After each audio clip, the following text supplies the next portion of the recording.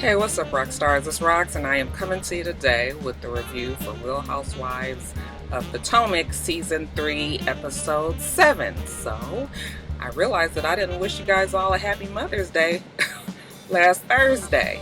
Mother's Day was, you guys know, some Mother's Days are better than others, and this Mother's Day was just sort of like, not because of anything my family or friends did. Actually, I had a good weekend. Saturday, my cousin had a mojito party. And it was just good time with good people and good laughs and good drinks and good food. So I was thinking that was going to be enough for me for Mother's Day. And so when my husband asked me if I wanted to do anything for Mother's Day, we always ask each other what the other one wants for any holiday, birthday, Christmas, all that. We ain't got time for get child. 20 years, you have realized that you can't read nobody's fucking mind. You do best just asking. So I had told him, I felt like Saturday night was going to be enough and Sunday would be cool to just hang out at the house. He made me a crab and a shrimp boil, which is like one of my favorite meals that he makes. So it was fine. Or at least I thought it was going to be fine. And then I woke up Sunday morning and I now realize that I think I need to get out the house on Mother's Day. I moped around. I was in the bed all day crying. Jada even came in there one time when I was crying and, then I could tell she was concerned and upset. And then I was like, Roxanne, get it together. Because you are still her mother and your mom's not here and all of that. But, the kids don't want to see their mom around there crying and shit. So I had to get it together. But, it was a hard Mother's Day. And I'm sure many of you guys who have been, who have lost their mother, it don't matter how long it takes. It's just some years is better than others. So, yeah. But anyway, kind of spilled over into today. So I'm just trying to tell you guys ahead of time so that, because I don't know if my mood is 100% right. However, Potomac is such a good show. It's obvious that the producers have suggested to the ladies that, whatever the issue is, you put that shit on the table. And honey, they have adhered to this suggestion very well. I mean, it ain't shit safe with these girls. Anything you say is going to be brought up. They don't try to wait till no damn reunion or nothing, bitch. That night. Again, it was a really good episode. Really enjoying this show. The review. Let's get to it, shall we?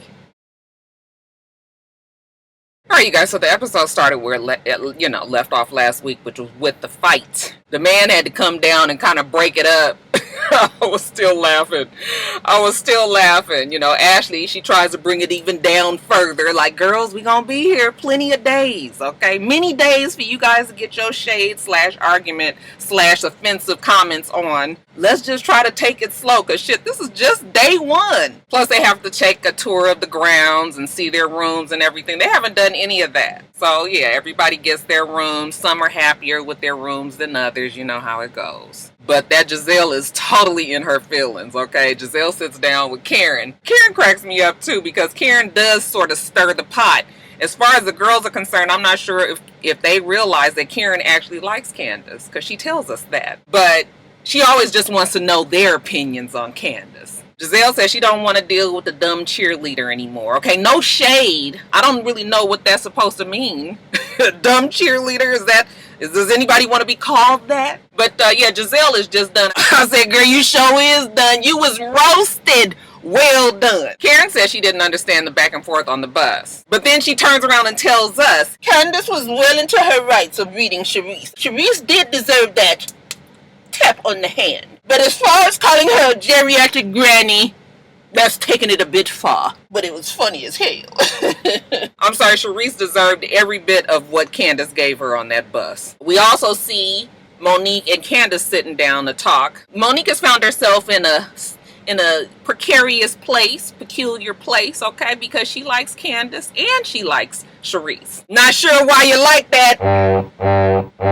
Monique sits her down and tells her that, you went a little bit far, okay? You don't want to ostracize yourself because Giselle and Charisse and Robin will band together. They will put you out of the group and make your life quite miserable here. Candace was just like, look, I'm not really going to take no shit. I'm not trying to get put out the group. I understand, that there's levels to this and you can cross lines and all of that. But still, okay, young lady ain't no punk bitch. You're not going to talk about me or talk to me crazy and not expect me to say something back to her. So I was like, good. Candace kind of held her ground there. But she tried to meet Monique halfway. Long story short, Charisse is her girl. Okay, so watch what you say. All right, Candace has noted that. I said, bitch, say whatever fuck you want.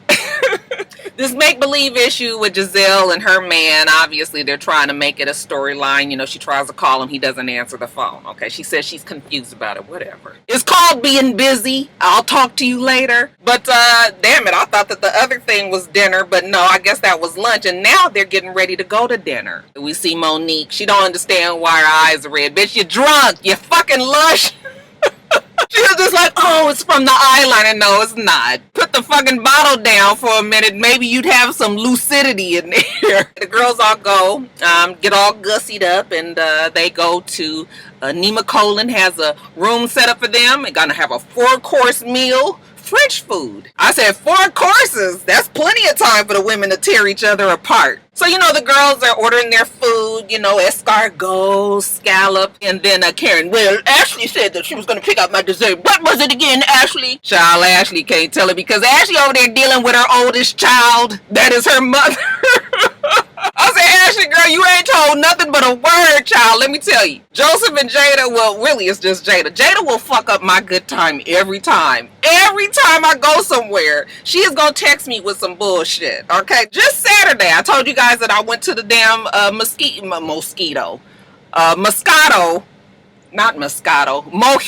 party. She come texting me, Joe is super selfish and he is not to ask me for anything ever again in life and you guys better not make me do anything that he asked me. I was just sitting there reading this text message like, Jada, the fuck is you texting me this shit for? That Jada, honey, she'll be so fucking ignorant. I had to block her, okay? Because I'll block her everywhere. Because, honey, Jada gonna text me, and then she gonna Instagram me, and then she might tweet me. She gonna call. Then she'll finally call whoever's with me and be like, ask mom if she blocked me.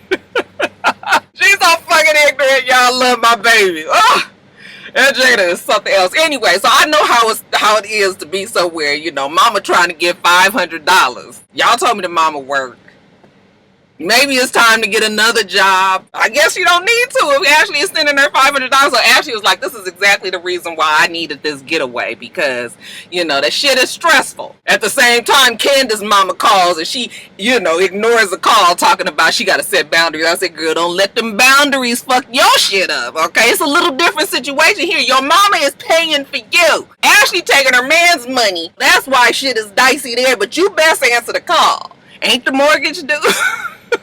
Talking about some fucking boundaries. You gonna outbound yourself? Shit. Anyways, they're eating. The food all looks really good. Ashley tells them tomorrow what the agenda is. Half of the group will go clay pigeon shooting, and then the other group will go fly fishing. Yeah, that's perfect because I have a lot of aggression. I will go clay shooting. They were like, girl, you still got aggression. What's the problem? I am still harboring bad feelings from last year. Oh, the black broke Bill Gates comment. Seems that this has really rubbed Karen the wrong way. And you know how it is when you have had alcohol. Shit that just bothered you a little bit. That shit becomes like this when you drunk. Giselle, she don't understand what's going on here. Like, it was just all in fun. Usually Giselle won't understand because she's usually the one shooting the shade. But when it comes back her way, then she has a problem with it. Karen tells her, you know what, real friends don't come for each other. Okay, the shit that you said about Uncle Jessup last season. You've called him out of his name several times. And even though they all thought that they were past it, Karen is not. I thought that some of the things that you guys did was disrespectful. I don't talk about your husbands, so get the fuck up off of mine and apologize to him. They was like, oh damn, is that how you feeling? That's how she feeling. I have a feeling that they probably had some arguments over this statement, and Karen is adamant that it's gonna get fixed tonight. Giselle says, listen, I have no problem. I will sit down, I will talk to him, I'll invite him to dinner, whatever it needs to be, but I'll fix it. Robin You know, she's just like, but what are you apologizing for? I mean, are you apologizing for the t-shirt, or are you apologizing for Uncle Ben? Do you not realize that both of those were offensive, Robin? Don't do it. Don't do it, Robin. Why do you keep on insisting on repeating what she says? Robin is still trying to defend herself, and Karen is like, no, wait a minute. I took her into a corner and you followed her like a puppet. Roll up off my man. Karen is mad. That bitch is blinking and shit. She got her drink every few seconds. Everybody is like, oh my goodness. So then Charisse has to bring it down and says, ladies, let's use our fine restaurant inside voices. So then Karen says, Robin, shut the fuck up.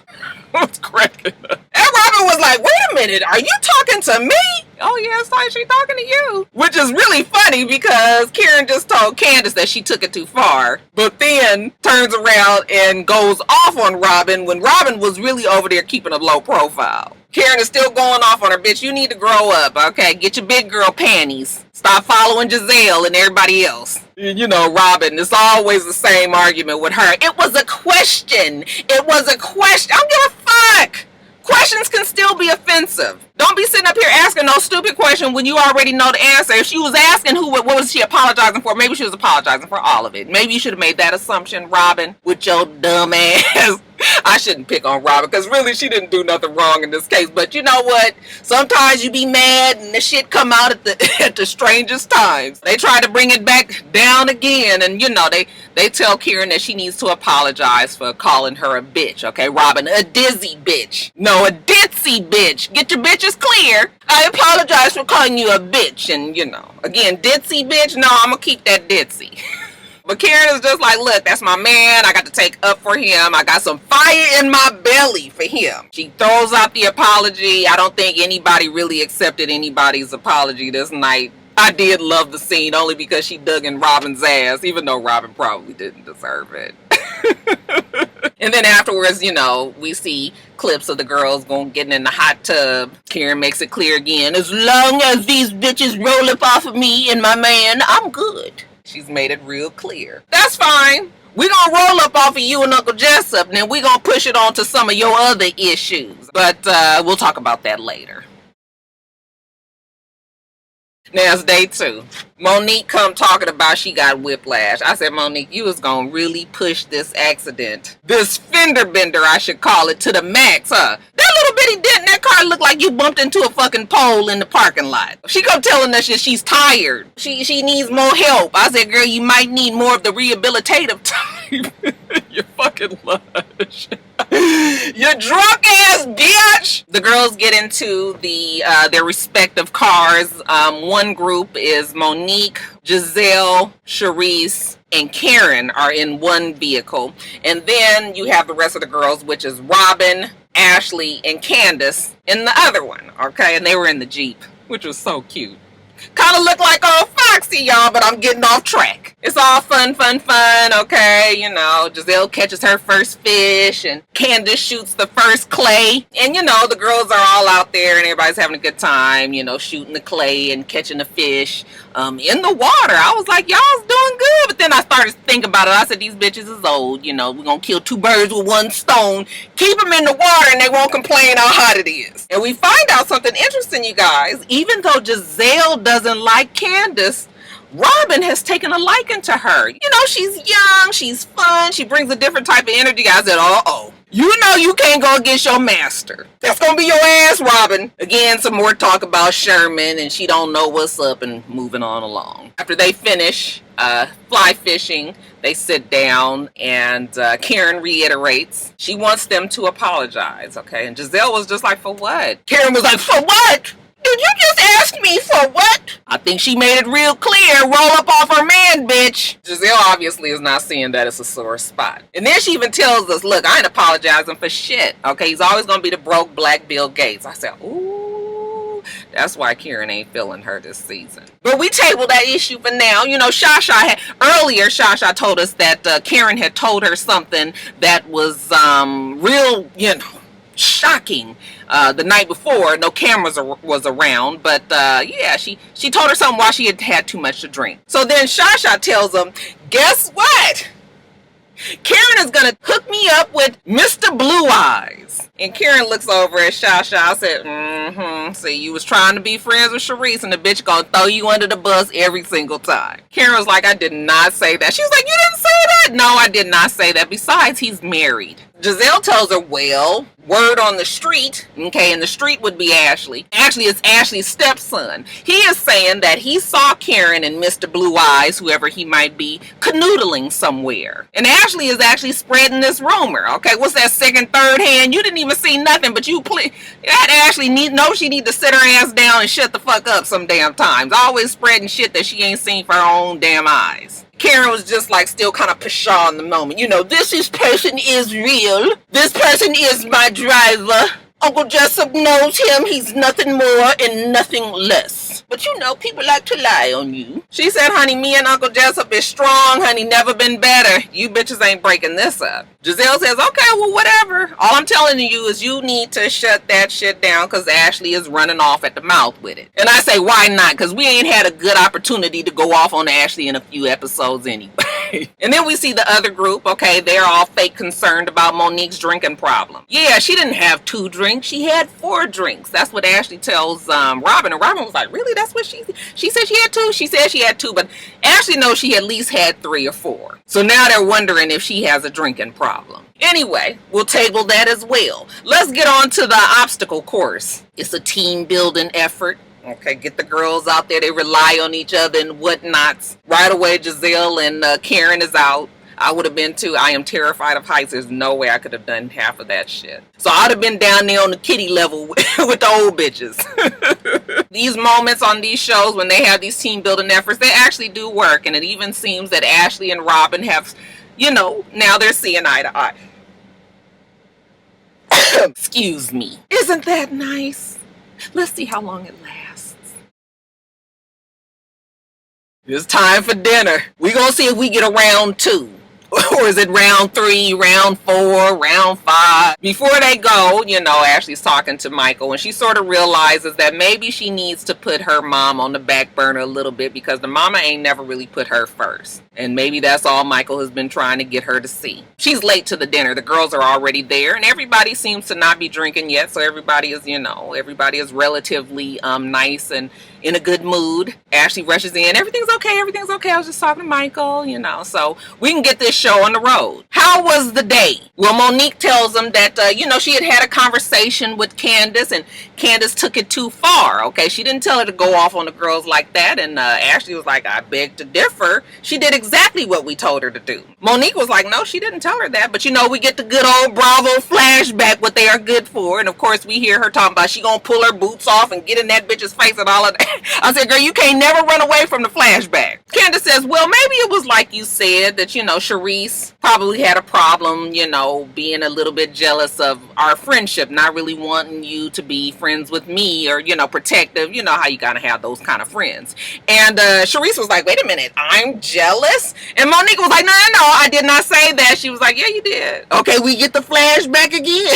Even though Monique didn't really say it, I think it was actually Ashley who said it. But then Monique was like, you know, kind of laughing to the effect as if she was co-signing. And because Monique is fucking drunk all the damn time, she don't remember exactly what she said, but so she had to kind of own up to it and says, I just kind of said it in a joking, playful way. The shit was kind of funny to see Monique on the hot seat because I was like, yeah, you kind of are playing both sides a little bit, Monique. Again, Candace defends herself. Look, I wasn't even really mad at first. Got on that bus, the shit was thick, you guys came for me, and it went there, okay? But I can 100% apologize. I can apologize for calling you a geriatric bitch, you know, Shasha. Yes, because it's clear that I'm not one. And she was like, and I'm not a little girl, okay? So let's make all this clear while we doing clarifications and shit. So good. We got that issue taken care of, we think. Let's move on to the next in-your-face moment. So, Robin says, Monique actually says you're drunk. Yep, you said you had 2 drinks. It was more like 4, 5, 6. Monique was like, absolutely not. I was not drunk. Monique starts to explain. She had a Moscow Mule and it wasn't perfect. So she sent that back and then the person gave her martinis. And Ashley tells us that, no, actually they were friends with the bartenders. 2 cute young girls sitting up there. That bartender probably was heavy-handed and just kind of passing them the drink left and right. But Monique was like, nope, I wasn't drunk. Monique is trying to let them know, listen, I I know shit. I can have at least 5 drinks, 5 martinis before I throw up. I said, bitch, is this the measurement? This is the meter of whether or not we done had too much. You throwing up, girl. If you throwed up, you done had too much. Karen says, look, I have a DUI. I'm not afraid to let people know it. That shit ain't no joke, okay? You don't want to fuck around with that, all right? So if you're going to be having to have a drink, then go on and get you a fucking driver. I agree 100%. Even though when I was young, I was dumb. I did make some mistakes. But in this case, with these girls, you guys have enough money. Get your Uber, Lyft. Again, Monique starts up with this. She got too much on her plate. Well, what are you doing, Monique? She got 2 kids. She got a husband. Her husband ain't always there. She's trying to run a couple of foundations, whatever that is. Okay, I was like, that sounds like what most mamas do. Not trying to say that she ain't busy, but fuck, it's a plenty of us that are busy as well. Manage it well. Fuck, we ain't going to sleep on the road and could have really did some damage. So maybe you need to reevaluate some things. They kind of keep on pressing Monique about it, but you know, she has to act like she's not bothered about it because she just told Candace that she went too far. But she's bothered. So it looks like we kind of shelving Monique's drinking problem, and now we move on to Karen. Karen tells Ashley, you know, she feels like she needs to shut down the rumors about Mr. Blue Eyes. Let's be real, Ashley. I have several male friends. There is no arrangement. I have answered the question. I don't care if you don't like the answer. Jessup is a confident man. He trusts his wife. Y'all gonna get up off of Karen and Jessup. Ashley asked the absolute wrong question. So, you haven't been physical with this man? Child, why she say that? Ashley, has Michael gone physical with the man in London?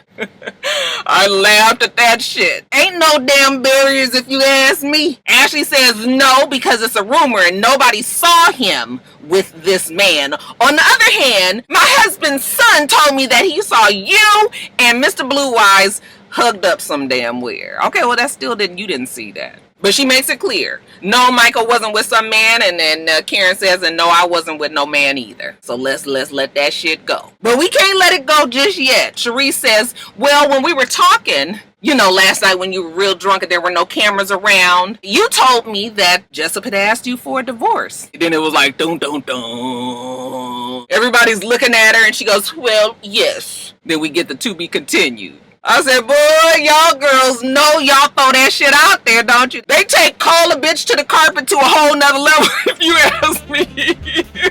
I love this show. I love this show.